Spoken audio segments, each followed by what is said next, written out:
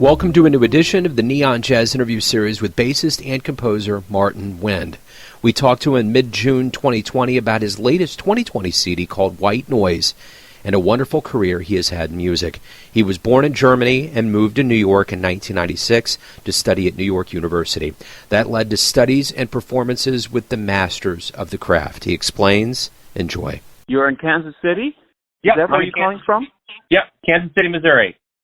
You know, it's the weirdest thing. In all those years of playing in the United States, I've never played in Kansas City once. It's not as uncommon as you would think. Yeah. It's kind of the way things happen here in Kansas City. But, yeah, we do have quite a scene, and it's kind of a place now after Bobby Watson spent 20 years at UMKC, getting a lot of cats here. It's kind of a destination. There's people that are coming here, so it's probably also worth with the history, you know, all the folks that are from there, and you would think that there would be. Well, hey, where are you located exactly? I've been living in Teaneck, New Jersey, for the past 17 years. So it's it's the third town into New Jersey once you cross the George Washington Bridge. Okay. There's Fort Lee, Englewood, and then Teaneck is the next one. So I'm I think it's probably good to talk about a little bit of music now. You have an album that's coming out, White Noise available. And my question is there any ambivalence with the fact that it's going to come out during a pandemic when you really can't do anything live to support it, but people are going to probably have more latitude to listen to it? Well, we planned the release a long time ago before really the lockdown happened. So initially, I think it was supposed to be coming out in June, and then we pushed it back by a couple of months. And I don't know. We were supposed to play at a couple of big festivals in April with this group, and that of course all got canceled.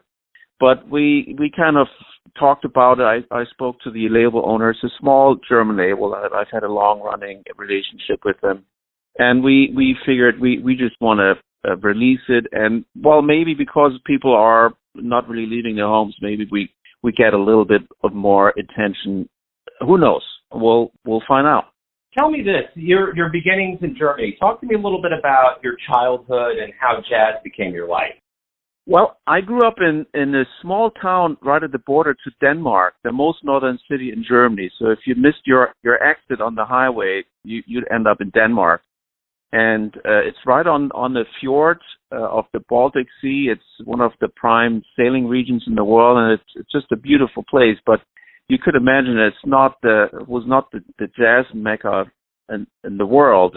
I was just really fortunate that in my high school we had a big band and we had an orchestra there, pretty good, both ensembles. So by the time I started playing the upright bass, which is when I was 17 years old, I found myself play both in the big band and in an orchestra. And before that, at 15, I started playing electric bass. So those were my steps there. And from the time really that I started playing it both in orchestra and big band, it's always been just music. You know, I studied classical bass in Cologne. I have a diploma as an orchestra musician.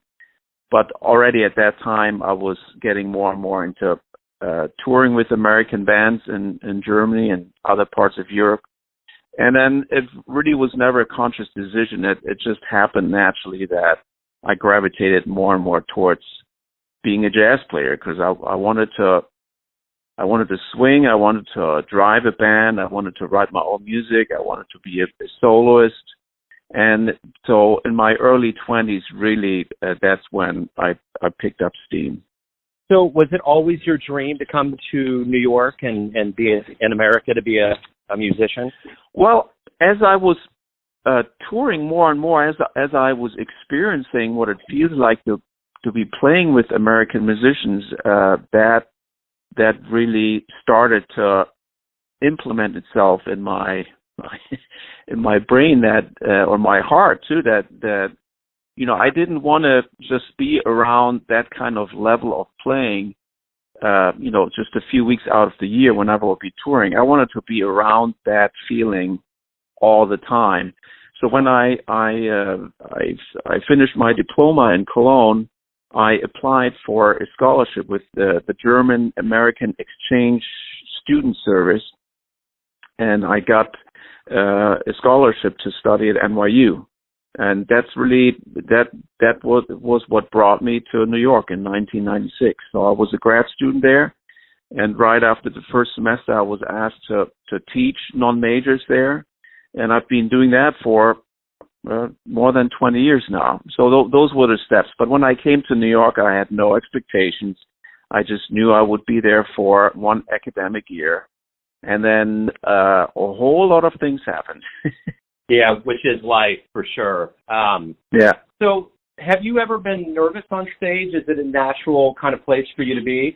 I think it's a very natural place to be. I mean, every once in a while you find yourself in situations where the stakes are high, and there's, I would say, an excitement. I mean, the excitement is always there, but for example, a couple of years ago, I wrote a bass concerto, and I premiered it with my hometown orchestra in Flensburg, and I had the audience. And those are moments where the excitement is even stronger. But I usually feel very, very at peace on stage.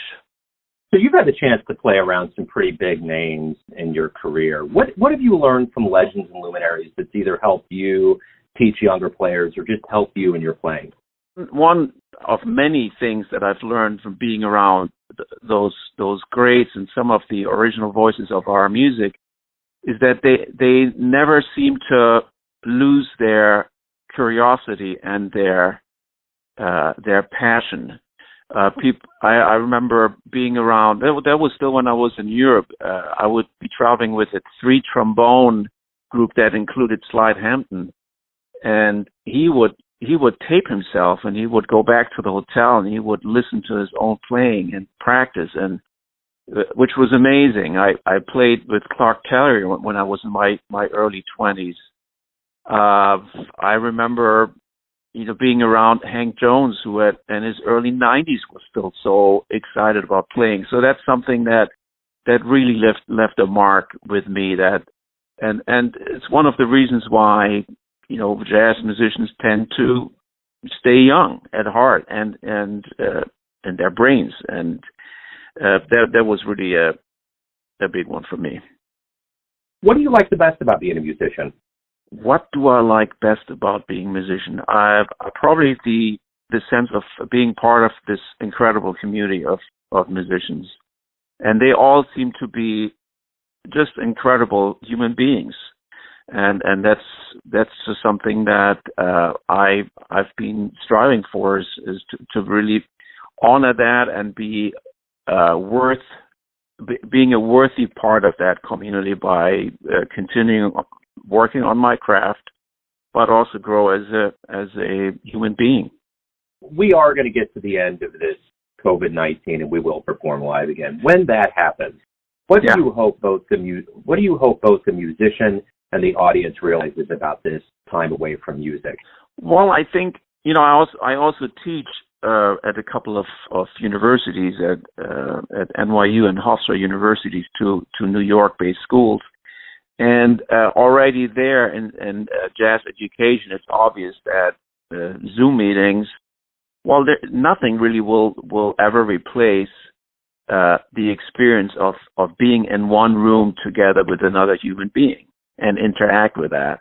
And I think all the streaming that is, we spoke at the beginning that the Village Vanguard is starting that practice now too. There's just nothing that will ever really replace going to a concert hall or a jazz club and really being part of that experience, experiencing the energy in the room and smelling the sweat and the spilled beer, or I don't know. It's just that part of our world. It's just so essential, and no matter how sophisticated technology will become, it'll always be an essential part of being a human being. Yeah, without a doubt. I used to ask musicians, how healthy is jazz? And now I how healthy. Yeah. Well, but this is the thing. This is the caveat. I don't have to do that ever again because I know now with all of the canceled gigs how healthy jazz is. I mean, the amount of gigs that everybody's had to cancel is staggering. So talk to me a little bit about, like in March, when you noticed that jazz was coming to an end.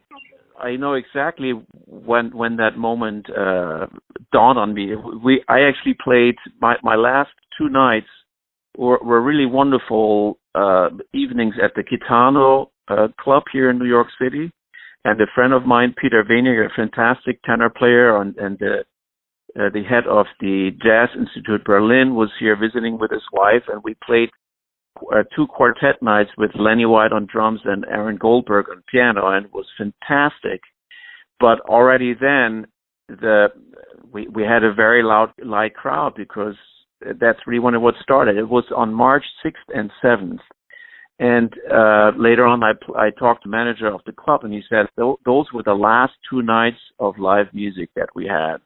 And then it was just an avalanche of cancellations. I was supposed to go to Europe and everything this summer. I had concerts with Matt Wilson's Honey and Salt band got canceled. And today I heard that a week at Dizzy's for October was canceled.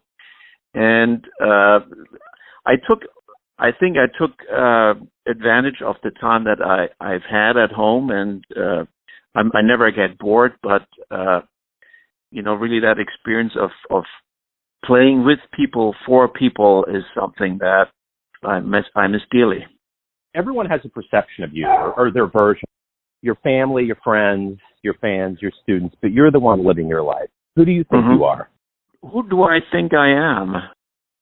I know who I know. I think I could answer the question, who would I want to be?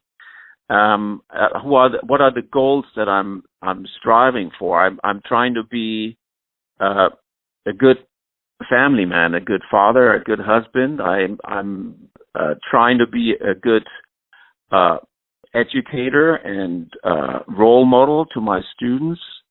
I'm always trying to serve the music. I try to write music that is meaningful.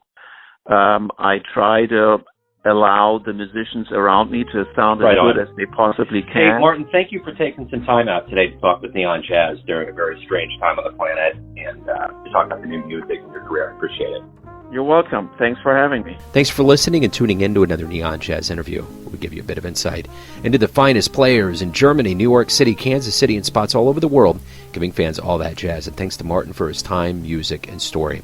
If you want to hear more interviews, go to Famous Interviews with Joe Davino in the iTunes Store. Visit neonjazz at youtube.com, and for everything Neon Jazz all the time, go to the neonjazz.blogspot.com.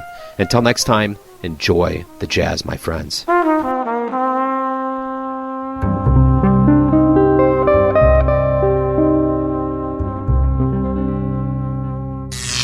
Neon Jazz.